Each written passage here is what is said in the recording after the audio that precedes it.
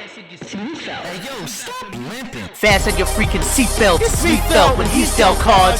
Download real-time assistance because you need help. Know how it can save you. I'm kinda crazy like Bayview. You can play your hand charts. Like Penn Badgley, I play you. That line went over your head like you playing high stakes. On my stage, take a break, put it on my plate. Without support, I won't be able to find nothing. So thanks for watching. Make sure you smash the subscribe button, please. It would really mean a lot because I'm not nearly as good as this song makes me out to be. I kind of suck. And I'm broke. What's going on, guys? It's your boy Meat Felt, aka Justin Shoutout, aka I punt so you don't have to. I'm very confident in my poker abilities. Like, in terms of small stakes, if I sit down at a 1-3 table, chances are I'm gonna take your lunch. I'm also not delusional enough to where I can say, you know, if it weren't for luck, I'd win every single time. Well, one way or another, I'm gonna make luck. But we managed to find an ace on the flop for the second time today. Matter of fact, I make a ton of mistakes still, and I'm gonna show you one in this video. I've improved my game immensely over the past few years, especially within the last year. Really started to take a look at my game, figure out where like my leaks are. And there are two things that have really helped my win rate. First, I've limited the amount of marginal hands that I play out of position. I think that's been huge for me, and if you're a newer player, you really have to understand the importance of position. Second, I've improved the way that I navigate 3-bet pots, and that also ties directly into me playing less hands out of position and defending 3-bets less liberally and 4-betting more.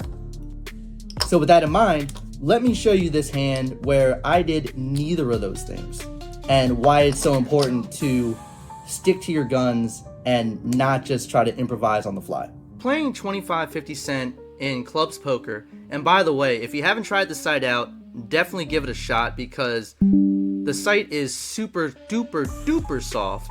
My referral link will be in the description. But let's talk about this hand. We wake up with ace-jack off under the gun, and GTO Wizard says to raise this 100% of the time. I'm on board with that, that's fine. The problem becomes when we get 3-bet from the hijack, and this 3-bet is always going to be more linear. And the reason I say that is because had it been from the cutoff or the button, 3-bet ranges get a little bit wider versus your 3-bet range typically is going to be very linear from this spot. I'm going to fold around to the big blind. The big blind is going to make the call. Over the past year, my game has progressed tremendously. And part of that is because I've surrounded myself with poker players that are smarter than me. And a common misconception amongst amateur players is that, oh, well, I'm priced in at this point, right? And he said very clearly, stop thinking like that. That's fish think. So what that means is that, yes, I don't have the best hand here, but in a lot of amateurs' minds, they're priced in to call. It's 275 to win 1225. Pretty good odds. However, that doesn't really mean much when both the initial 3-better and the cold caller have your range crushed in a lot of cases. But because Meat Felt is confident in his post-flop abilities, he makes the call. And now we see the problem. Once we connect with this flop, which is ace high, couple clubs, we have the jack of clubs, that's not really going to matter in this hand as much. But once we connect with this flop, we don't have a ton of fold equity at the moment because folding to a flop bet once we call with ace-jack, as marginal as it is, it's exploitable to just fold outright because, or he should be c-betting in a lot of cases, kings, queens, jacks, and c-betting range. However, another thing, and this is taking it from the standpoint of losers, is when you're in a multi-way pot, 3-bet or not, you should play relatively linear because, you know, c-betting kings, queens, jacks is probably a losing proposition in this point. But again, he c-bets, and because he could be c-betting range, we basically have to call.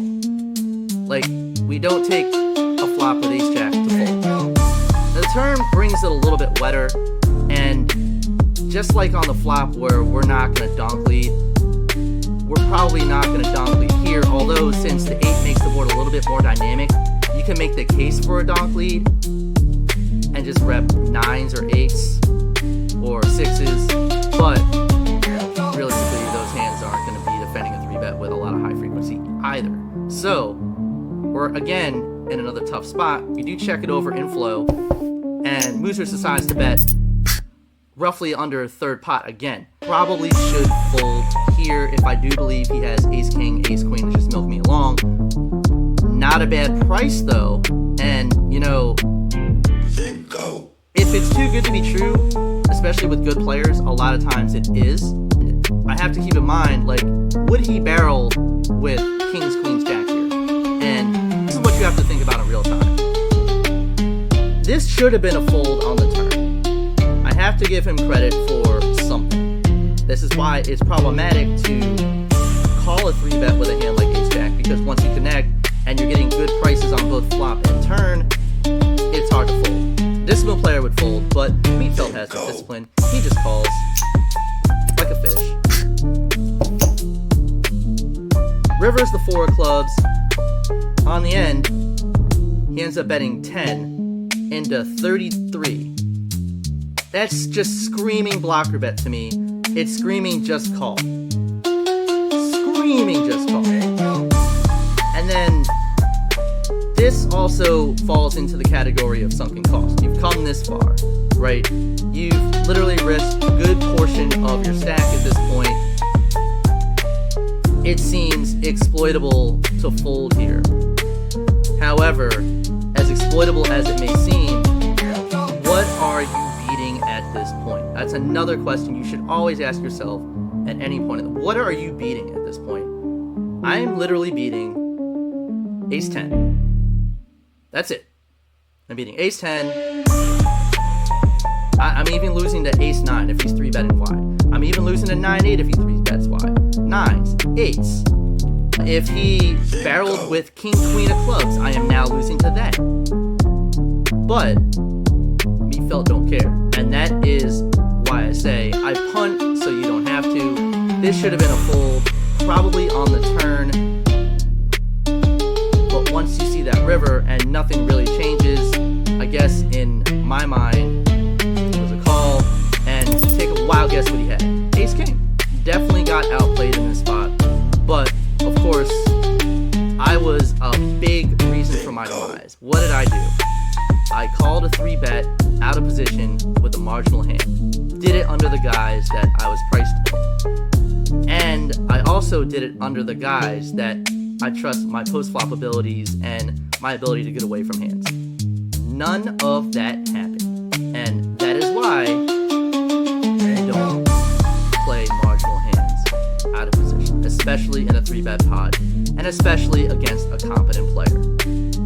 So hopefully my mistakes will help you. Hey, yo, stop limping.